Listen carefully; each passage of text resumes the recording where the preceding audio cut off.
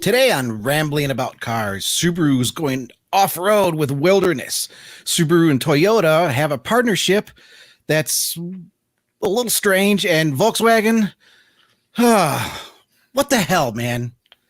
Friends, ladies and gentlemen around the world, stalwart seekers of truth. I had to stretch for that one a little bit. And speed. It's podcast time. I'm Christopher Smith. Across the way is Chris Bruce. It's just you and I today, man, and maybe that's for the better because we have some stuff to talk about. Yeah, I think was it our very first episode we did What Were You Thinking? I think we talked about BMW. We talked about BMW. This segment is being revived with What Were You Thinking? And this time we're talking about Volkswagen. And you want to jump right into Volkswagen? Yeah, I want to talk Volkswagen. I've got feelings. Let's jump right into Volkswagen. So our boss, Brandon Turkis, he put up an op-ed about that today. We're recording Wednesday, just for clarity. But I wrote the two stories previous to that, the two news stories about it. So I might as well go ahead and present it to you. Yeah, let's start from the beginning. So everybody is totally in the know here. What's going on? Yep. So kind of late afternoon, early evening on Monday, I want to say we saw it on Reuters first, or it might have been USA Today. I know they both put up stories about it. I can't quite remember which one we saw first. They put up a report claiming that Volkswagen was going to put out a release the following day that they were changing their name to Volkswagen. And to be clear, VOLTS, like the electric idea, rather than VOLKS, like the German word folk.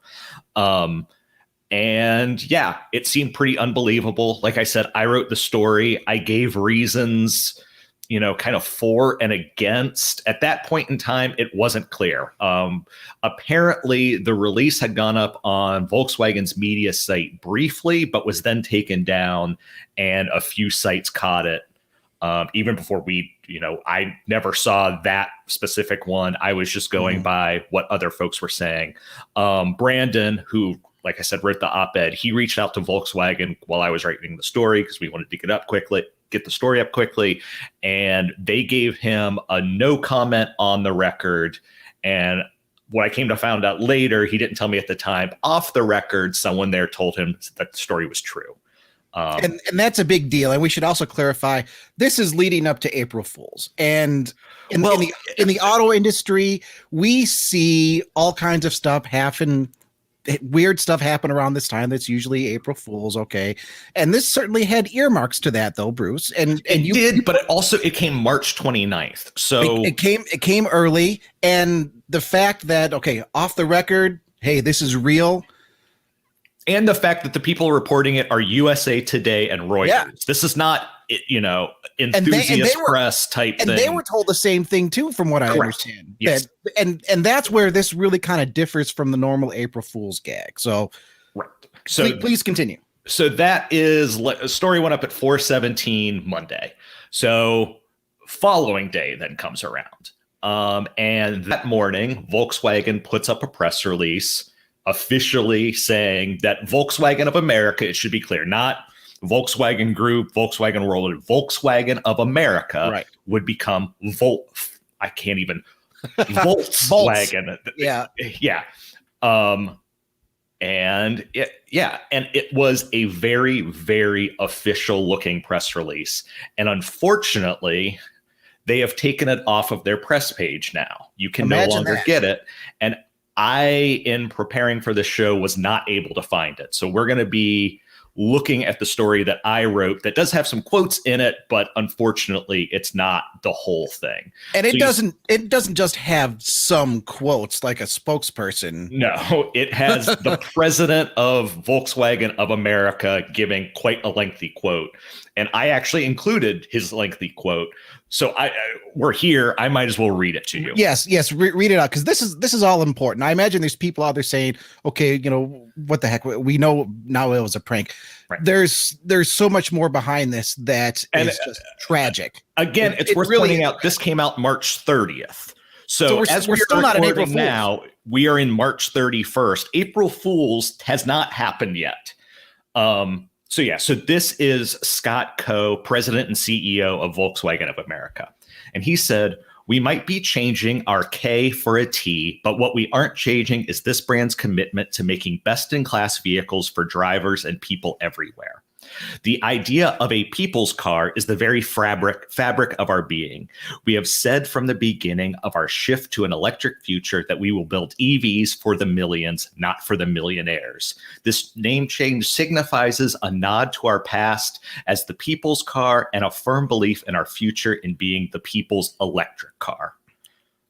I mean, now if this came on April 1st and we contacted reps, okay, it's April 1st, it's April Fool's, you know, this is a joke, right?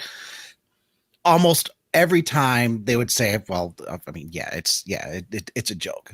They're not generally in the business of complete. Okay, yeah, there you go. They're not generally in the business of just completely lying.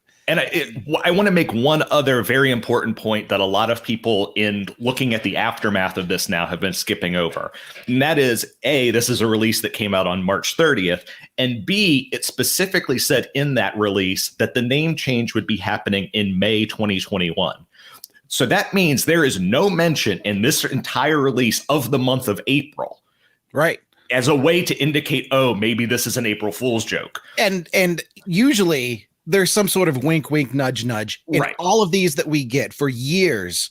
That's kind of been the thing. And so, you know, sometimes they're pretty imaginative. Sometimes they're pretty good. Sometimes it's just like, you're kind of reaching, but there's always been that sort of wink, wink, nudge, nudge. Yeah. So, and sorry, it's bothered me. So I got to throw this other and in there. They also were very careful about the wording in their press release. I really wish I could show you people the original, but they said that their future EVs, the ID4 and going forward, would have a Volkswagen badge on them with the T. Their internal combustion engines, the GTI, the Tiguan, everything else would continue to have the traditional VW emblem on it. So that also makes sense. That kind of squares the circle. You get people, their vast range of current combustion engines. They have a VW emblem on it. Their new EVs, they have this Volkswagen on it. That, there's a lot of sense that makes that. Yeah. And so no real reason to not believe that, considering everything that we've gotten thus far. Yeah. And so, yeah, I reported the story. We reported the story. And then to be clear, everybody reported the story. I mean, One. I mean, we have a good reputation. But we're talking about USA Today. I think, didn't Reuters have a regular story out? Reuters did have a story about it. I mean, everybody did. My wife brought it up to me. Everybody was like, wow, they're really doing this. And then, that evening, there started to be rumblings. I want to say, again, Reuters was really the ones that were on top of that. I think it was Reuters, if I remember. They were the ones that first published a story saying that they had several insiders saying that this was an April Fool's joke. We didn't publish on that. We discussed it, but until it was official, we weren't entirely clear, because we had, like I said, we had this press release from Volkswagen saying that they were changing it. There was no official sign that we could see that they weren't. So we kind of hedged our bets. And then this morning, and again, we're on March 31st, they did finally put out this kind of mealy-mouthed tweet that, oh, it was a whole April Fool's Day joke. And didn't they not just come right out and say, oh, hey, April Fools? No, the tweet did say it was April Fool's, but it also didn't quite admit that everything that had happened over the past 2 days was an April Fool's joke. That's why I kind of called it mealy mouth. Like, it kind of took credit for what was going on, but yet it wasn't just a straight up, oh, mea culpa, we really screwed up this time, guys. So yeah. Well, here, let's take a look at the tweet. Let me see if I can get this tweet up here, because I was struggling to find it. I think this is important too. Let me. Yeah, if you can share it, please. Yeah, let me get this pulled up here, because when I first saw the tweet, like we said last night, okay, we have to go by the official information that we have here. And it's still just not completely clear, you know. I really think it's not completely clear in their tweet. I'm still trying to pull it up here. Okay, looks like I'm having a little bit of trouble pulling it up here as well. So we're recording this live, folks, and I put embedded in the story, and the embed doesn't appear to be there. So it's possible the tweet that we had posted has now been taken down. I know, right? I'm not 100% sure on that. I'm not alleging that, but kind of looks that way. Okay. Well, no, I see the tweet here. Let me. Okay, good. Okay. Let me see if I can get this. I apologize, VW. Okay. No, I'm not going to make an allegation that's not true. Apologies. I just was looking, and yeah. Well, StreamYard's being a little difficult for me. Let's see. Shoot me the link in private chat, and I will put it up then. No, I think I got it here. Is that cool? Nope, that's the wrong box. Wow. Okay. Well, let's give this another shot. In the meantime, it's important to, I think, to tell people why we're upset about this, because I'm sure there are a lot of listeners that are just like, oh, whatever, you got took by an April Fool's joke. It's not that. It's not that at all. Bruce, can you offer a little bit of insight here as to why that's really not the case this time around? Well, here, hold on 1 second for me. I've got the tweet up right here. Oh, you've got it. Okay, there we go. Yeah. So give me 1 second, and I will share that. And to me, it's kind of a twofold thing. But let's show people. I'll go ahead and read this out for anyone who's listening to our audio version. What began as an April Fool's effort, you'll notice effort, not joke, not prank, not anyway, to get the whole world buzzing, turns out people are as passionate about our heritage as they are about our electric future. So whether it's Volkswagen or Volkswagen, T with the first one, K with the second one, people talking about electric driving and our ID4 can only be a good thing. And then the image to go along with that is an electrical plug with Watt, W-A-T-T, like the electrical idea happened below it. Now, okay, that's fairly obvious. They're still a little vague as to whether or not they might use a Volkswagen in the future. And I wouldn't be surprised to learn later on that they're kind of testing the waters here. But what's interesting to me is the first comment, the reply to this tweet underneath from, what is it, U.S. citizen Sam Bain. Okay. This reply says, "That's cute, but with this campaign, I'm just thinking about how VW was founded by Nazis. They cheated on EPA mileage ratings, and now gaslighting that we're confused rather than admitting they screwed up on their marketing." You know, I mean, this is what makes this so difficult from our perspective, because especially now, just with all of the misinformation and fake news that gets thrown around, it's such a difficult time right now for everybody.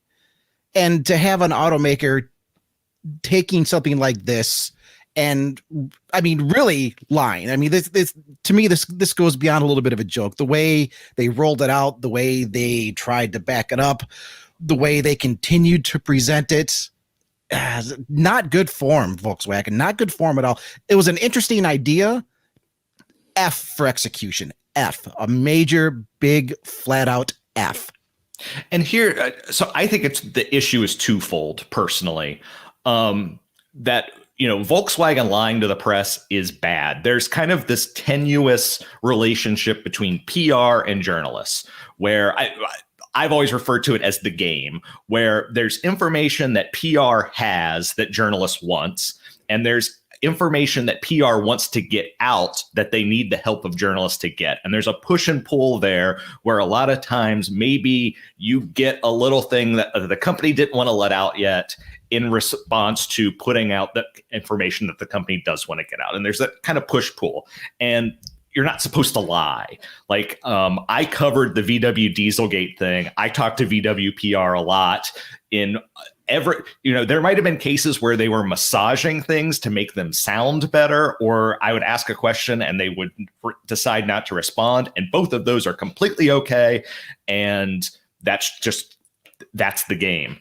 But straight out lying to not only us, but also umpteen other sources. Yeah. That's just bad. Like, that's not, because that ruins the trust. Like, that means if I ask you a question in the future and you tell me something, there's this little niggling thought in the back of my mind. Are you telling me the truth? Mm-hmm. That's the one side of it. The other side of it, and the part that bothers me more, probably because I kind of have a stake in this game since I wrote the 2 posts about it, is the allegations from our commenters that we should have never believed it, that this was obviously an April Fool's joke, and it's our fault for being taken in on it. No, you're not wrong there. It's a double-edged sword. We're doing what we're supposed to do. And my response to that, though, is that, so we start out with these rumors that we report on. And not only are they rumors, my boss talks to VW and gets an on comment or gets a no comment on the record and off the record that this is true. And obviously I didn't report this is true because I didn't actually know. Yeah, I didn't know about the off the record part because it was off the record. But, but had he said it wasn't true, my boss, I am 99% sure, would have come to me and said, temper this to make it look like, and this a little. And to be clear, that happens a lot in situations like this when an automaker wants to. I mean, it's a give and take. Hey, we want to have an interesting story out. It's April Fool's. People are going to be looking for fun, interesting April Fool's stuff. I honestly, at this point, I don't know if we're going to have anything. We haven't really seen anything from automakers this year. Aside from Volkswagen. I think I might have scared people off. I know, right? And I mean, last year with COVID, everybody was just like, times are just really sketchy right now. Now is not the time to try to do something like this. But there is, I mean, we do feel legitimately violated here. From an automaker journalist perspective, and in the trust department. And exactly, but the part that bothers me is people thinking that I don't take my job seriously, and I took whatever an automaker put out, no matter how. Like, even if you read the first story I put out all of these reasons why this seems weird, but maybe there's some way that this could be true. Like, well, I mean, and how many people read this story though? I mean, I hate to say it. I mean, come on, folks, we want to have your comments, we want to have your feedback, but at least give us the respect to read the story before you go jumping in. Because you had all kinds of great points. The biggest one, and I don't think anybody else really picked up on this. You are very, very good at searching for official trademarks, for official patents. And if you're going to do a name change like this, there's going to be a trademark file somewhere for it. And you didn't find a single thing for Volkswagen. And for me, that was pretty much a nail in the coffin right there. Okay. And so that's definitely a red flag. The thing is, there is often several days, and not like 3, 4, 5 days between submitting the paperwork and it going into the online system. So maybe they did it last week, and but I can tell you for sure that it hadn't been done previous to that, because there would have been a filing for it. Yeah. So, it looked weird, but it's not necessarily like, bells and sirens and stuff like that. It's just a red flag. And I mentioned it in the story, but I mean, there's reasonable doubts. And again, when we have an official word, even off the record as it was, if I remember correctly, there were many of our colleagues at other outlets that did have on the record. I don't think so. I believe every comment about it being untrue. Oh, no, sorry. They were anonymous, but on the record. So the person who was saying it was not identified. It was an anonymous source, but it was on the record. So it kind of gets into a weird journalism thing that something, if it's not on the record, I can't mention it, and I can't mention where it came from. Mm-hmm. If it's something can be on the record, but the source can ask to remain anonymous. And if I respect that source enough, then I can report on it. Mm-hmm. And that's kind of what happened here, where I don't know who those people were talking to, but they trusted them enough. And these are people who have worked in the industry for quite a while that they ran with the story. And that's where we are. So, and I feel like we're dealing with a little bit of inside baseball, and Yeah. to be honest, we are. So why should you, the general auto enthusiast, care about this? My first response to that is, if we can't trust the sources we're talking to, it's difficult for us to tell you what you need to know, or more importantly, what you want to know about what an automaker is doing. And it sounds like we're blowing this up a little bit, but when you consider Volkswagen's recent history with the Dieselgate scandal, and in effect, what they're kind of doing here is, once again, lying to promote their electrification.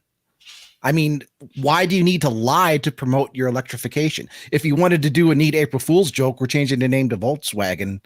You could have done it, Volkswagen. You could have done it without just the undermining of the process. And the thing is, there's precedent for that. When I believe it's either the 5th or 6th generation Golf came out, Wolfsburg, which is where Volkswagen Group's global headquarters are, they changed the name to Golfsburg for a week. Mm-hmm.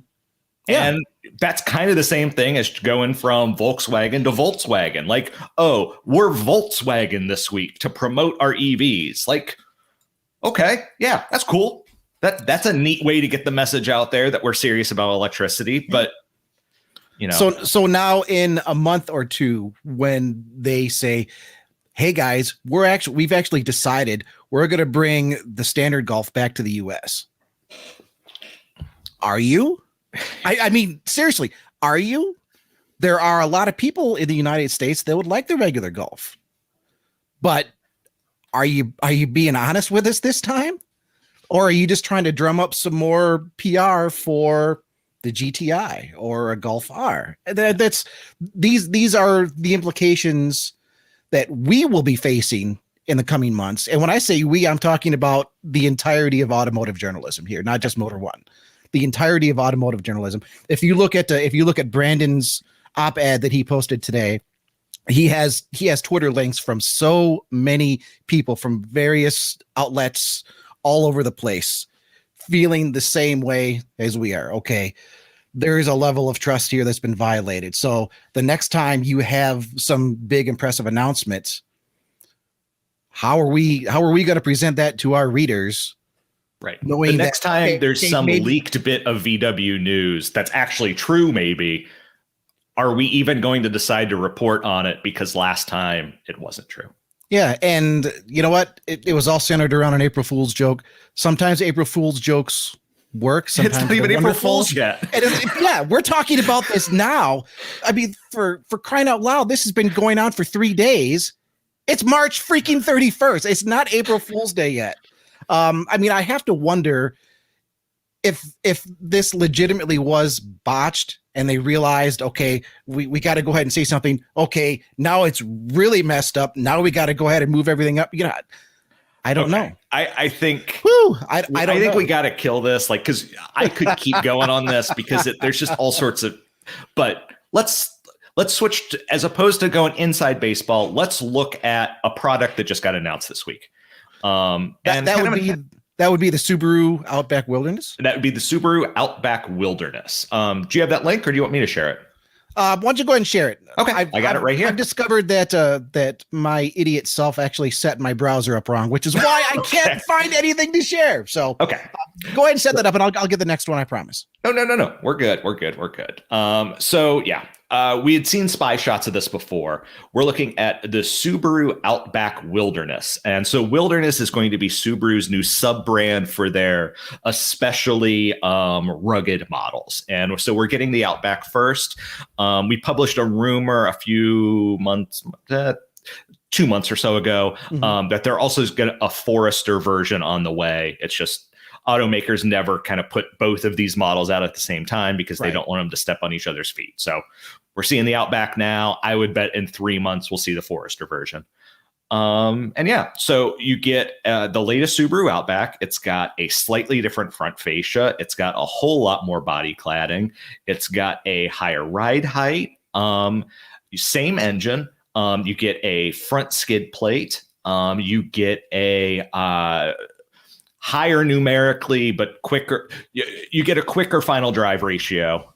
So I'm curious about your opinions on that, because I wonder if you take the Yokohama Geolander tires off and you put kind of regular tires on, whether it actually might be quicker than a Outback Turbo. And you get the trick kind of LED fog lights. I got a good picture of them right here. I mean, I guess the question is, I'm intrigued by it. I love vehicles like this for an off-road purpose. And I've always been a Subaru fan. The Outback has never been bad for what I guess would call mild off-road. This car has 9.4 inches of ground clearance, though. Mm-hmm. That's almost the same as a Jeep Wrangler. I mean, that's just a little bit less than a Jeep Wrangler. So that tells you a little bit about at least what it can get over. Now, its approach and departure angles, nowhere near anything like a Jeep Wrangler. It's like 20, I think 20 degrees approach, 23 departure. If I'm not exact on that, I'm really close. So, I mean, it's not bad, but I mean, it's 20 approach, 23.6 departure. Oh, okay. 23.6. Okay. I don't think you're going to see these at Moab. I'd be honest. No. I'd like to see one try. I would really like to see one try, but am I the only one that thinks, I mean, yes, it doesn't have just like a regular street tire, but right. Those tires still don't look appropriate for what I would consider an off-road branded vehicle. I think that this was always going to be a compromise, because you're right about the tire situation. The other thing, though, is that you're still running that through the CVT. And listeners, if I'm wrong, please tell me. But as far as I understand, you're never going to get a CVT to perform as much as a classic automatic or manual transmission with a transfer case to let you go, kind of low range and stuff like that. It's just it's just not what a CVT does. And that would be my big hang up on using this for anything more than just going down some back roads or maybe some established 2 tracks, which is kind of tragic because the Outback can already do that. So I don't really understand the off-road performance increase because I think the CVT is going to hold it back some. I mean, you're going to have a little more clearance, but I still don't see people doing anything more with this than they would do with a regular Outback. So in my mind, it's Subaru's take on maybe trying to open up to a different group of buyer that might not be considering the Outback in the first place. And so it's interesting that you mentioned that, because my wife and I, we have a 2012 Subaru Outback, and it's dead stock. It's just, other than switching out the tires, it's what it came from the factory. But that being said, I follow the Subaru Outback subreddits, and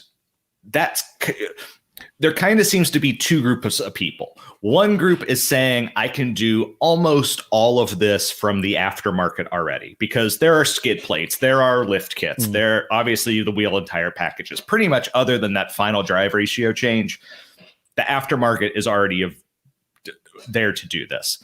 The other group is kind of saying that what's nice about this is that it's all one package that you can already buy. So if you were thinking about buying an Outback and modifying it, then why not just get this and have it with a full warranty?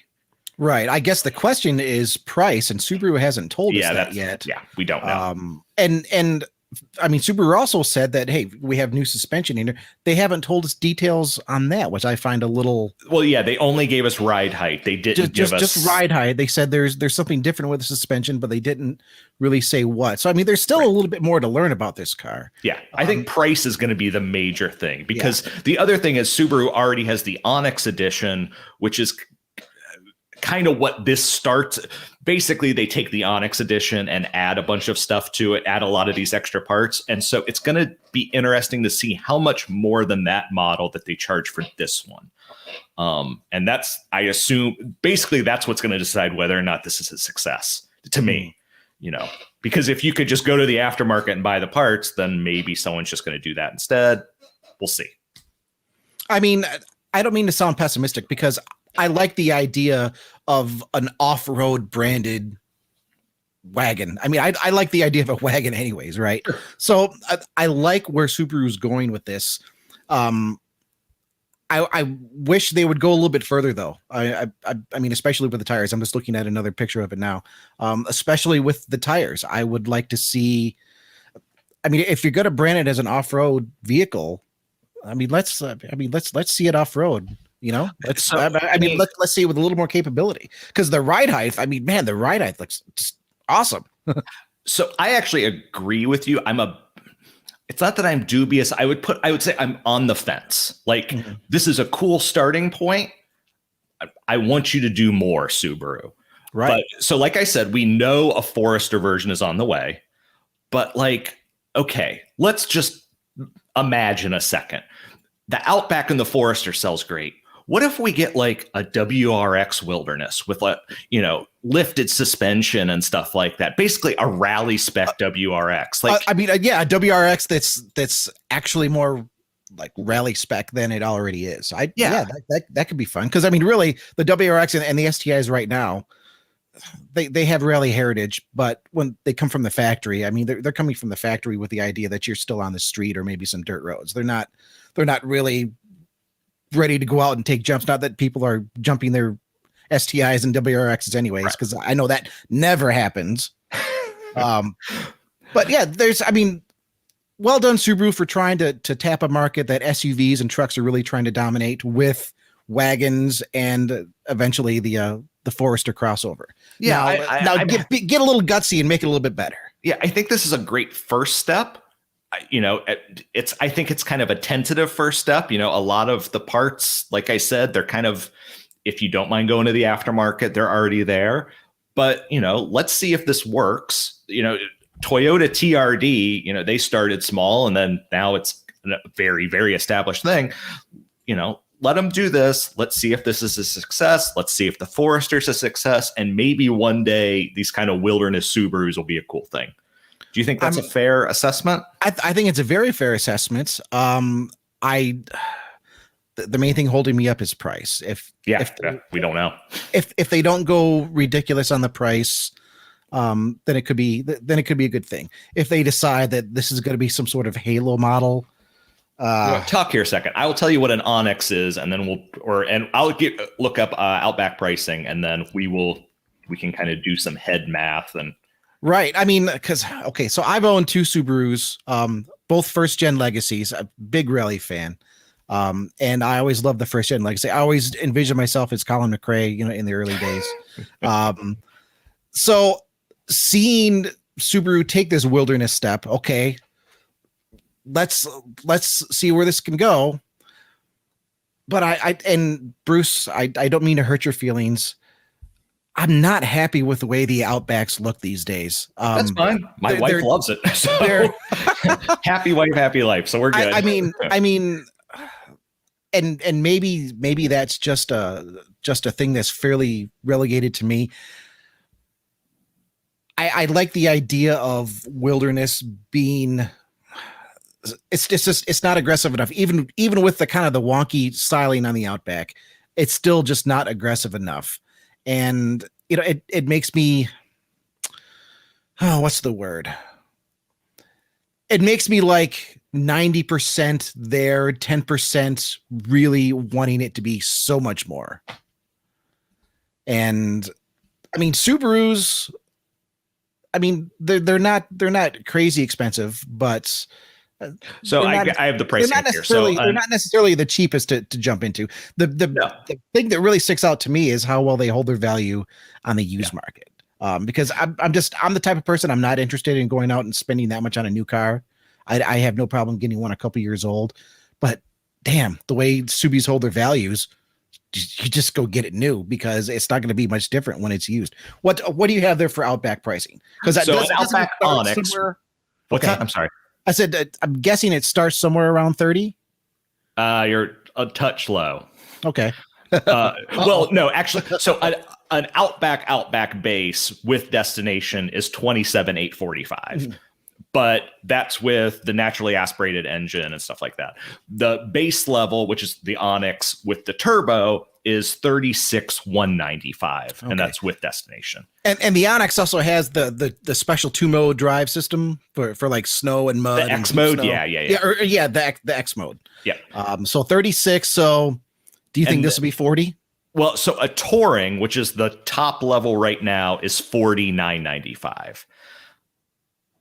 And I guess I don't know. Are they going to go big? Like I could see 42, or are they going to try to like really sell these and do 40? So I think go ahead. If they could somehow brand this just under 40, I think it would be awesome. That would be if they sit right around 40, it'll be all right.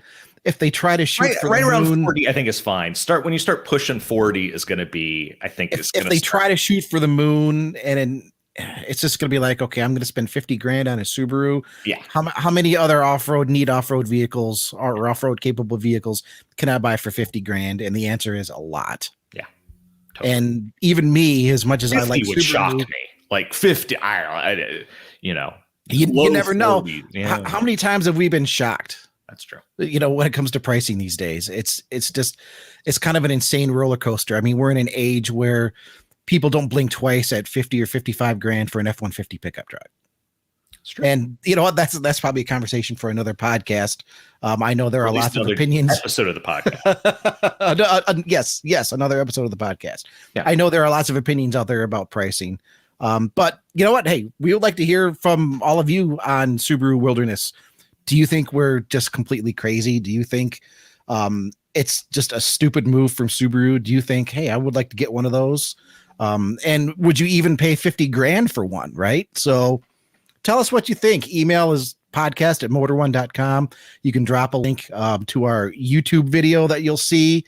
You also will want to follow us on YouTube. You can follow us on Apple. You follow us on Spotify. You ready for a little bit of an intermission here, Bruce? Absolutely. Yeah. I just want to tell people. So from what we've kind of been told, there might have been a bit of a tech snafu last week. And our last episode might, if you are a subscriber to motor1.com on YouTube, you might not have seen our last episode in your feed. And if you didn't see it there, that's a shame. We interviewed Ted Ryan, who is an archivist from Ford. We talked all about Bronco history.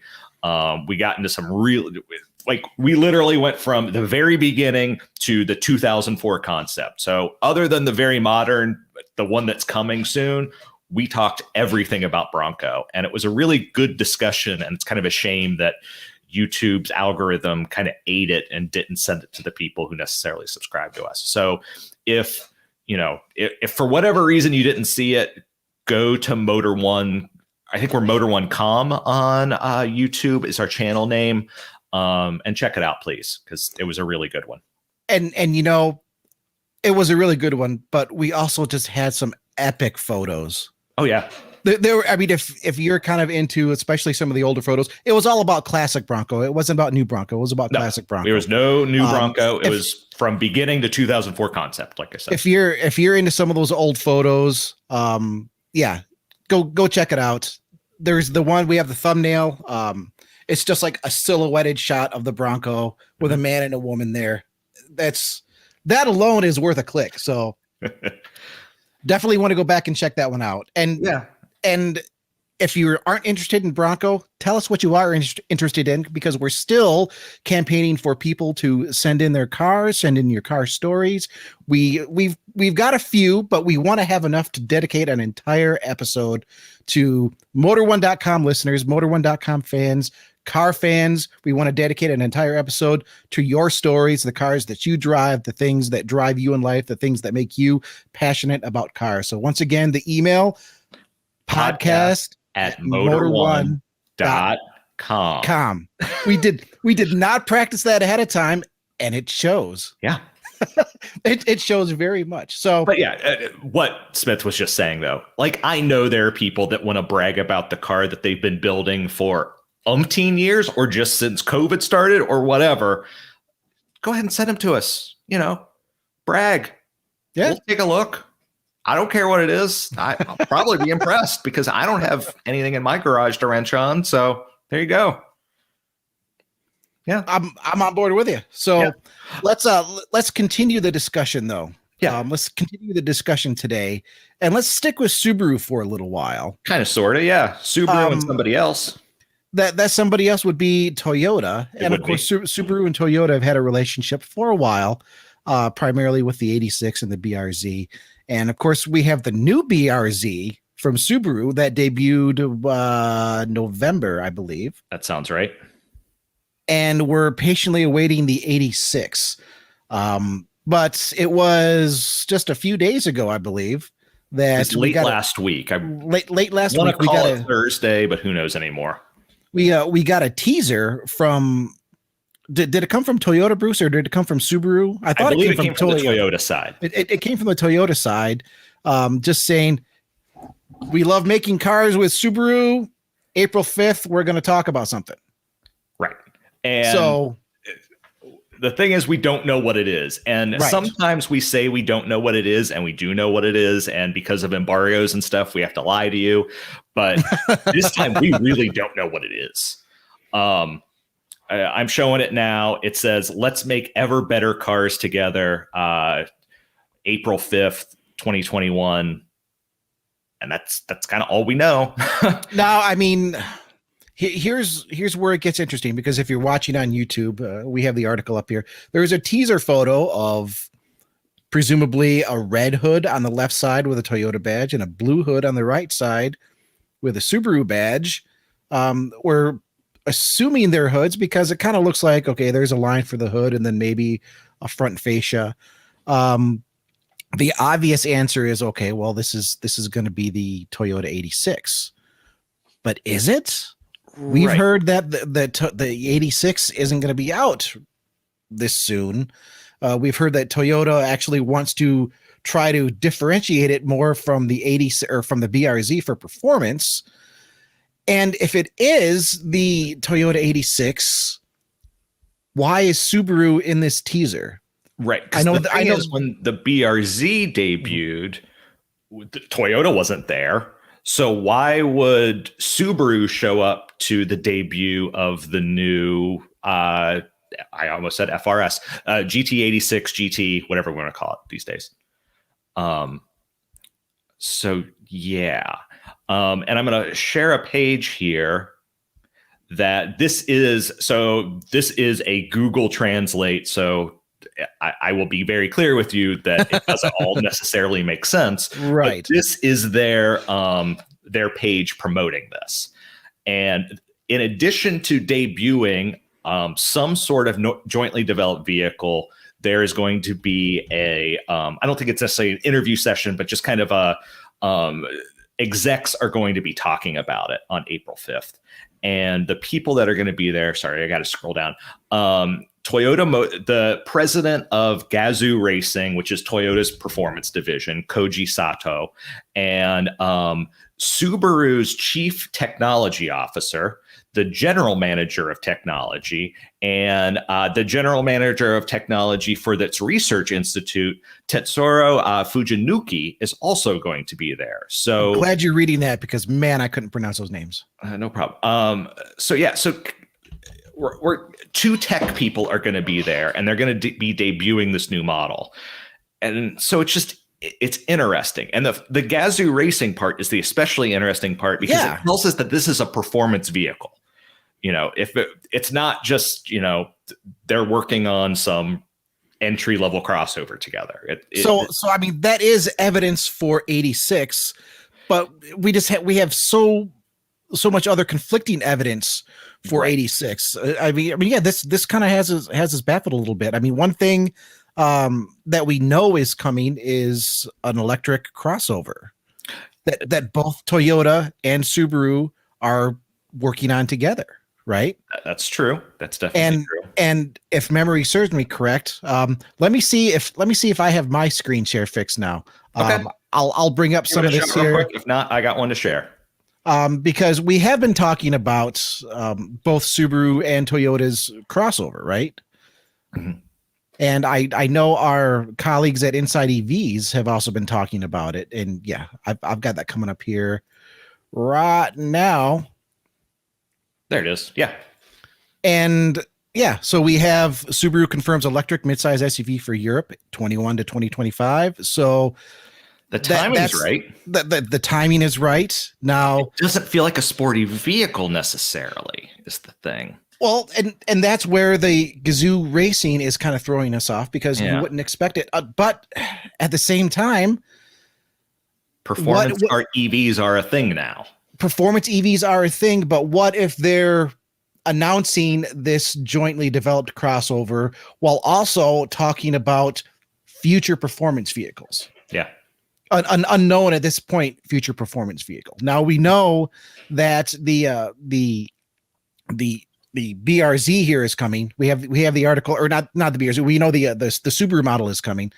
No, BRZ, right? Subaru BRZ. Yeah. I also have the Toyota article here. Toyota teases electric SUV before its Shanghai Motor Show debut. That timing's right, given that the timing is absolutely right, because I think this is in early April, is it not? It should say. I mean, it says right here in the article. Isn't it April 21st? I want to say. Debut April this year. I thought it was early April, but in any case, April, as we're recording, is tomorrow. So Shanghai Motor Show is April 21st through 28th. But still, you could do. Yeah. We know Toyota is going to be debuting this vehicle soon. So there's some considerable evidence there saying, okay, this is what's going to happen.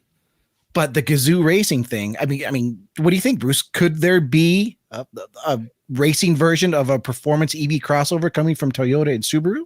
It could be, or I've got another thing. So this is a report from 2019, and this comes from Best Car in Japan, which Best Car is, they will publish just about any rumor that anyone even like vaguely comes up with. So you take Best Car with the biggest possible grain of salt you can find. Yeah. Sometimes they're right. Sometimes they're very wrong. They've said like an NSX Type R, I think was supposed to debut like 2 years ago. So we have to take this with a grain of salt.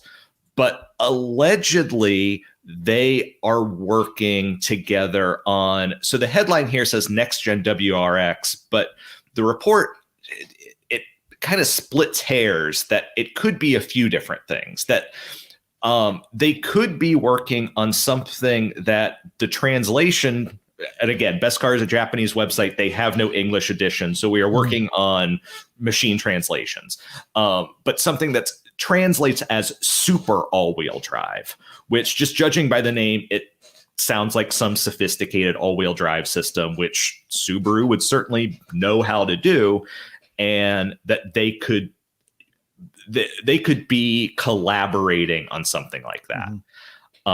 Again, it's an old rumor, but it's certainly an interesting one, especially given the time frame of automotive development. If you think this was November of 2019, if you're going to start showing off a vehicle in April, 2 years before then, maybe development started. You've got 2 years. That's 4 years plus a few months to get it on the road. That's in line with normal vehicle development. So maybe it really is. It really is. I know we had a pretty animated chat in our Teams group with all the Motor One editors and writers. Everything from performance luxury SUV to my choice. Who wants to see this SVX come back? Let's see it. Let's see the SVX come back, shared jointly with Toyota. Has I don't know. Pick whatever Toyota model you want it to be. I don't care, because I want my SVX back. And the thing is, that's not totally unreasonable. Yeah, I mean, if you're making an all-wheel drive sports coupe, yeah. I believe, not familiar, we're looking at somewhat pixelated. I apologize for that, but SVX image now. I believe the SVX was an all-wheel drive sport coupe. It was.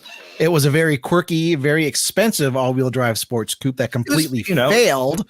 So, traditionally automakers don't like to revisit their failures, but I think enough time has gone by, and the SVX does have something of a cult following. I know that because I'm part of that cult following. I'm part of that cult as well. I haven't bought one yet, but I've been close many times.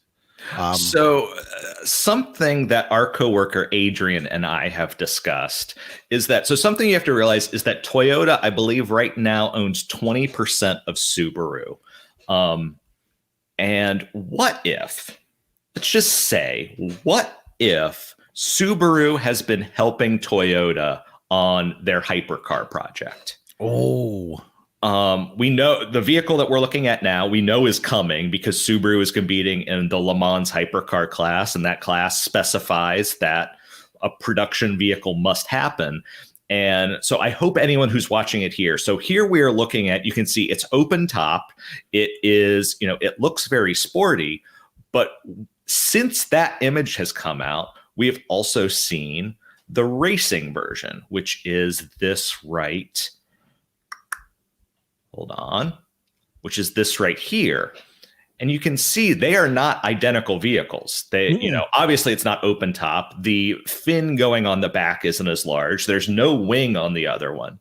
So while they certainly have their similarities, it's not just one for the other. What if Subaru has been contributing to the hypercar program? And that's what we're going to get to see. And the interesting thing about that is that the series in which the car we're looking at now starts racing, the first event is at the end of April. So an event in early April to show off to show more stuff about it, it's not out of the realm of possibility. Oh, Bruce, what are we going to do? But no, that's kind of the fun thing about this job sometimes is getting an announcement like this, knowing that something is coming clearly. And the easy money is it's going to be the new Toyota 86. That's the easy money. That's the easy pickings, but there's a lot of evidence that doesn't support it. Right. But there's also a lot of evidence that doesn't support all of these other things. Unfortunately, here's kind of a practical level that I keep coming back to. Automakers right now are selling SUVs and crossovers. Correct. And a lot of automakers are pulling away from sedans and pulling away from, in some cases, pulling away from cars completely. So when you're looking at a joint collaboration between two groups that already have a sports car they're doing together that we know for sure, my heart kind of tells me, well, my heart wants it to be a nice sporty coupe, an SVX revival, a hypercar or some sort of supercar like that. My brain tells me I still think it's likely some sort of SUV. I think it's likely going to be at the very least they're going to announce this new jointly developed electric crossover that may have a performance application in the future, or they'll announce the electric crossover and then say, hey, we're working on some other stuff later on with performance applications. That's kind of what my logic tells me. And you're not wrong, but I just want to address the image that we're looking at now, which is a Subaru Brat. And that just got, as a joke, we threw it out in our chat that what if they're going to make some sort of performance pickup? It's just an excuse to share an image of a Brat, to be honest with you. I'm not going to lie. I appreciate that. I appreciate that. There's never a bad time to show off a Subaru Brat. Especially one that's tan with black and orange trim. So I'm trying to put, while we're sharing kind of dark horse candidates, there is a rumor going around that Lexus is developing a halo vehicle that is a body on frame SUV, which sounds really weird. It would be low production, high cost, halo for them. And the one other thing that has kind of come up is that could Subaru somehow be helping with that vehicle? See, I know the rumor. I would totally believe it for Toyota. I cannot see Subaru offering some sort of high-end, very expensive SUV. I just can't. That collaboration just makes no sense to me at all, You're right. It's fun to speculate, though. And that's kind of where we are now. We're in the fun speculation mood because we have, less than a week, certainly, as of recording right now. And by the time this goes up, even less than that before we'll actually know whatever it is that they're talking about. But, you know, that's kind of what this segment was about. We're just having fun. Yeah. After a little bit of venting on Volkswagen, it's time to have a little bit of fun. Honestly, I was having fun with the SVX. We could go back and talk about the SVX all day. I don't know why that car fascinates me so much, but no, I take that back. I do know why it fascinates me so much.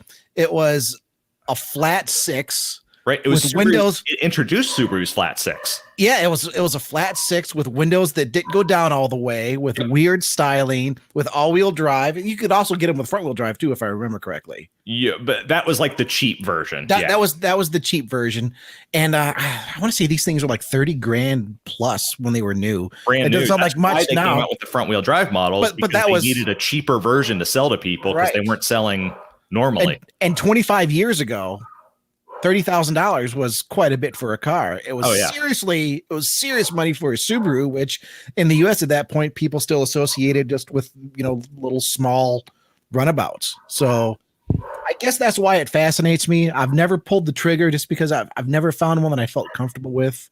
So they had that kind of transmissions cabin thing. Look at that. But yeah, the transmission is famously, they're made of glass. As I understand it, there are people that can swap in manuals, but yeah, that they only ever came with an automatic, at least in the US. I don't know about in Japan whether you could ever get a manual, but no, I don't think it was ever officially offered with a manual. Subaru people, let us know.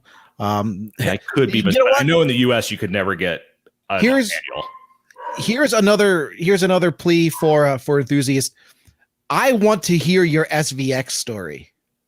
Oh, if you have one, yeah, please totally share it. Straight up, every time I've looked at an SVX that was for sale, it always had some like weird kind of story. I bought this to go with another one, and I was gonna swap this part from here, and it's almost like the Corvair of Japanese cars.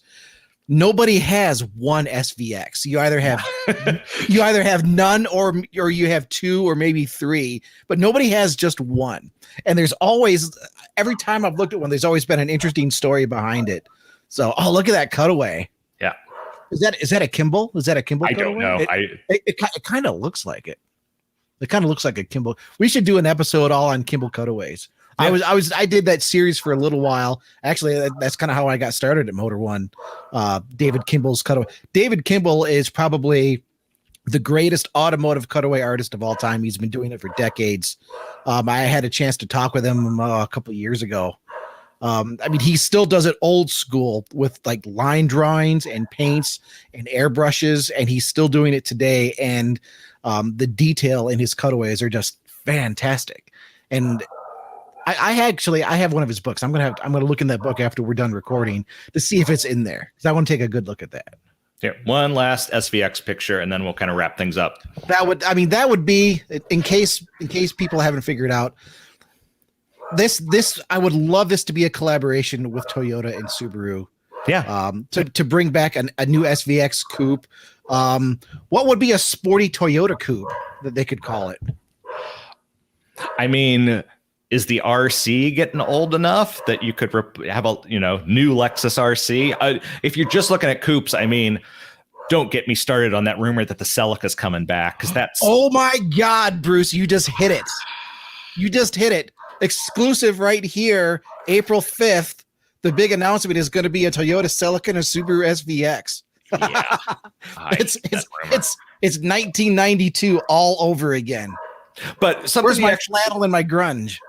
Something you just said reminded me of something that, as we're winding down here, I wanted to mention to people.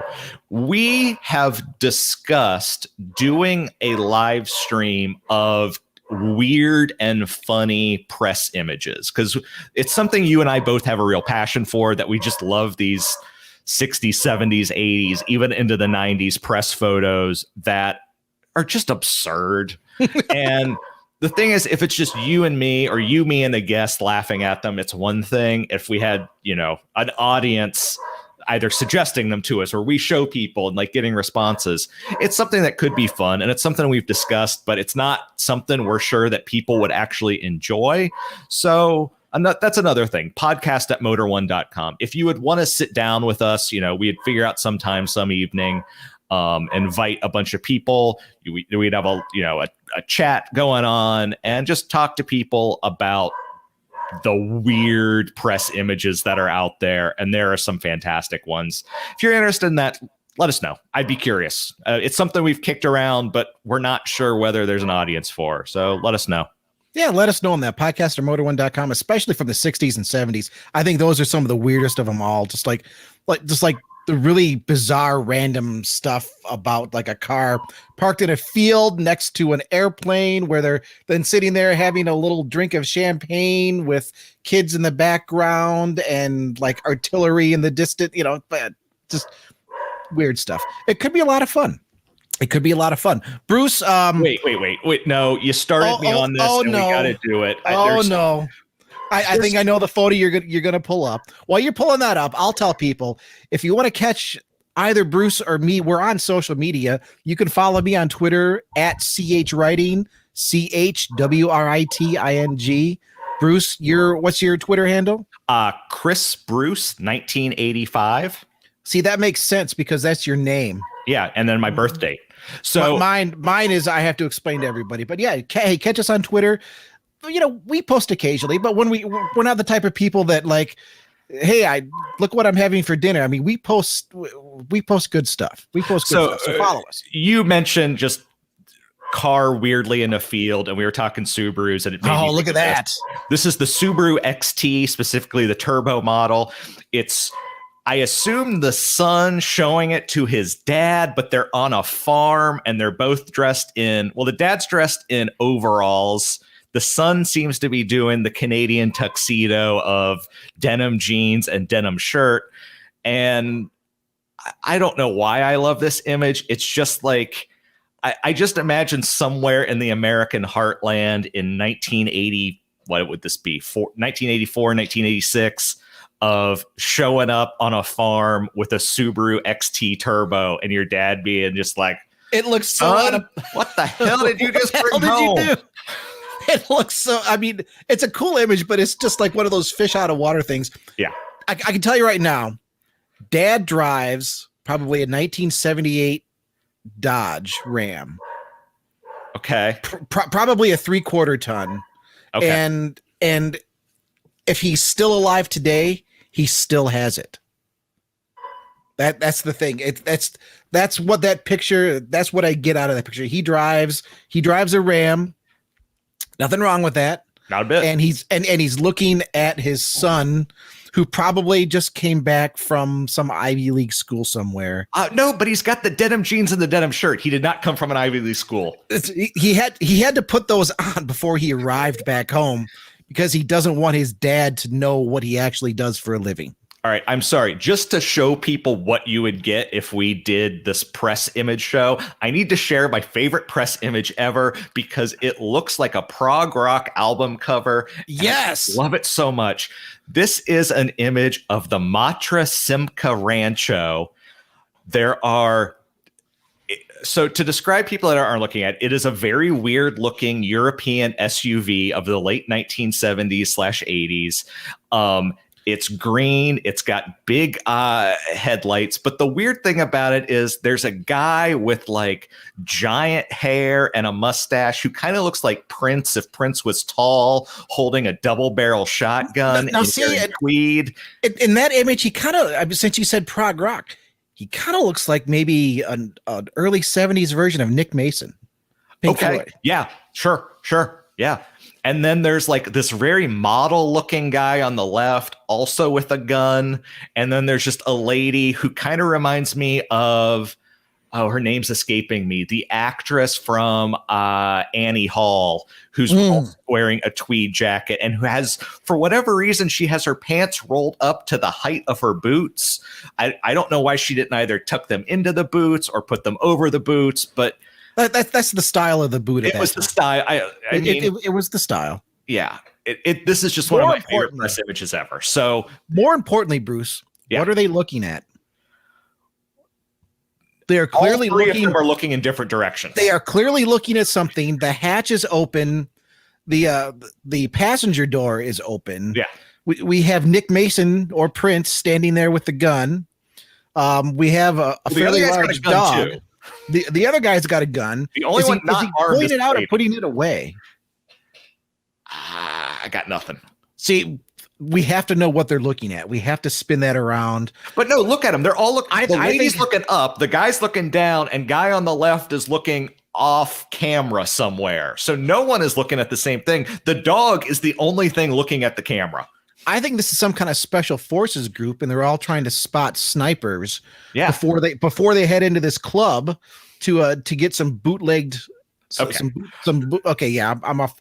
No. I just had this is a preview. This is a preview of what the live show could be like. Yeah.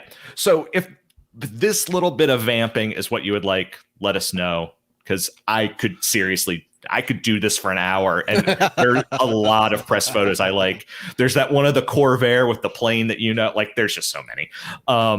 So yeah, but everyone, thanks for listening to us. Thanks for dealing with me ranting about Volkswagen, and then it wasn't just you. It was you, and it was me. It was the entire automotive journalist community, and judging by the comments we see on Volkswagen social media accounts, it's a lot of Volkswagen fans too. So yeah, be a good example of what not to do for April Fools. Yeah, exactly. So yeah, I hope everyone has a very good week. As usual, good afternoon, good evening, or good night, depending on when you're listening to this show. We always appreciate you. And as always, podcast@motor1.com. If you want to send us angry emails, share your fun car that you're working on, have a cool press image, just whatever. So thank you very much. Bye-bye.